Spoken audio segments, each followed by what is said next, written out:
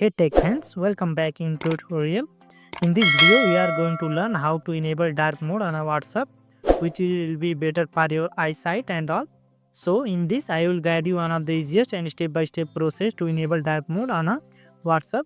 So let's dive into our video. First of all, open your WhatsApp application on mobile device. So now you can see I already opened that application on my mobile device. So at the top, you can see three dot option on the right side. Tap on that. Inside that you will get different options like new group, new broadcast and all. So at the last you can see setting option, so tap on that setting one. So inside that you can see here one option as a chat, so click on that chat option. So inside that you will be getting different option, but here we want to change that light mode into dark mode, so you have to tap on theme.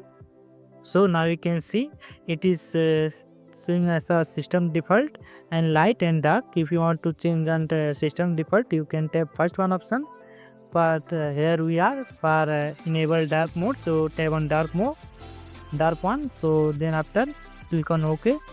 So in this way you can enable dark mode on a WhatsApp. So if you like this video helpful, please don't forget to like, subscribe and comment below. Thanks for watching this video.